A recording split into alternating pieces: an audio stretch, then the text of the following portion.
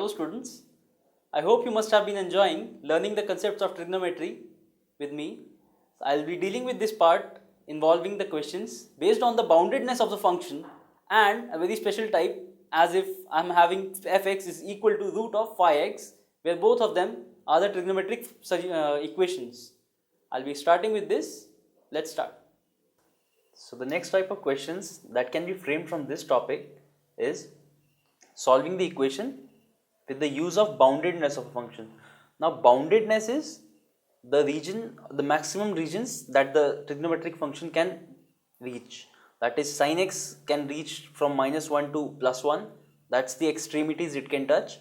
Same is with cos x, and tan x within a very short span of angular change, it reaches from -infinity to +infinity, so it can achieve all the values of the real number set. Same is with cot x, and for cosec x and sec x, the value has to be more than 1. The absolute value has to be more than 1. Now if I talk in terms of an example, then let's say I have the example is sin cube x minus cos cube x is equal to 1 plus sin x cos x. Now I can write it as sin a cube minus b cube can be written as a minus b a square plus ab plus b square. So that's what I did on the left hand side. I wrote a minus b a square plus ab plus b square is equal to 1 plus sin x cos x. Now on the left hand side, if I see the second bracket that I have, sin square x plus cos square x would combine to get 1 plus sin x cos x. So the second bracket would become 1 plus sin x cos x. On the right hand side again I have the same bracket, so either sin x minus cos x is equal to 1, that's why both the sides would be equal, or 1 plus sin x cos x is equal to 0. So these are the two conditions which I can have. So on the basis of which I will try to solve the question. So that gives me, if I try to divide this by root 2 on both sides, I would get 1 by root 2 cos x, 1 by root 2 sin x minus 1 by root 2 cos x is equal to 1 by root 2. Now this is of the I can say that this as 1 by root 2 cos x minus 1 by root 2 sin x is equal to minus 1 by root 2. This, the left hand side would be of the form cos of a plus b, that is x plus pi by 4, and on the right hand side I will have cos of, as it's negative, so that will be in the second quadrant, so pi minus pi by 4, that will be 3 pi by 4. I'll write again as x plus pi by 4 to be equal to 2n pi plus minus 3 pi by 4. So that will give me two solutions, as x is equal to 2n pi minus pi by 4 plus minus 3 pi by 4. So x will be either equal to 2n pi, if I consider the positive sign, that is minus pi by 4 plus 3 pi by 4, that would give me minus 2 pi by 4 or pi by 2. So plus pi by 2, or if I consider the negative sign, that will be minus pi.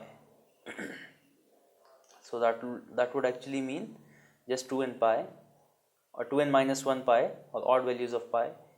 Whereas if I consider the second one, I would have 1 plus sin x cos x is equal to 0. So sin x into cos x would be equal to minus 1. So 2 sin x into cos x would be equal to minus 2. That is, sin of 2x is equal to minus 2.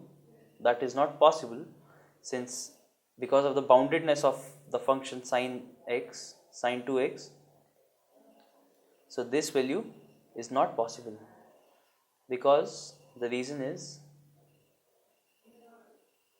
the boundedness of the function sin 2x would also be lying between +1 and -1. and minus 2 lies outside the region, hence this value is not possible.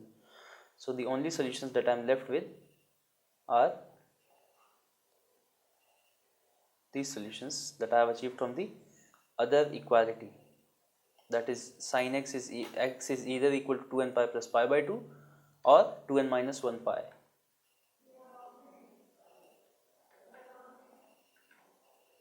Next type of questions that can be framed are solution of trigonometric equations of the form fx is equal to root over phi x. So phi x is in itself a function with a root over it, which is equal to fx.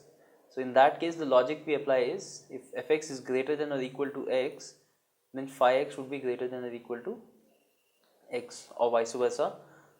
Also, after this, we square both the sides to get f square of x equal to phi x. Let's see with an example. Root over 1 minus cos x is equal to sin x. Now for this to be belonging to the real set, as because of the closure property, so these will be belonging to real numbers. Hence, if these both are possible, that is, this value cannot be negative. 1 minus cos x, if it is negative, there will be a root over it, and hence sin x would be imaginary, and hence cos x would also be imaginary. So I cannot have it as negative, so both the values have to be greater than 0. Hence, if I square both the sides, as in the case, the second step that we just discussed, squaring both the sides to get f square x is equal to phi of x, I get 1 minus cos x is equal to sin square x. Now sin square x can again be written as 1 minus cos square x. So I get the equation as cos square x, 1 minus cos square x is equal to 1 minus cos of x.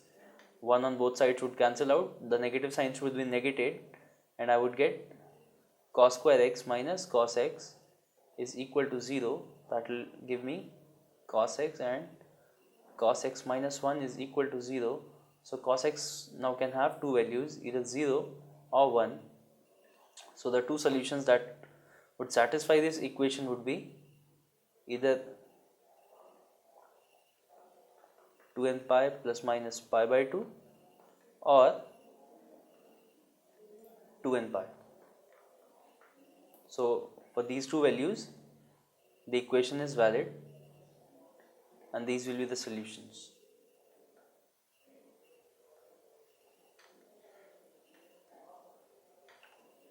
Now let's have another fun fact, that is 10 square plus 11 square plus 12 square is equal to 13 square plus 14 square. That's a very rare combination, that 5 consecutive numbers are, if arranged in such a manner, that the sum of the square of first 3 numbers is equal to the sum of squares of the last 2 numbers. We have heard of Pythagoras theorem.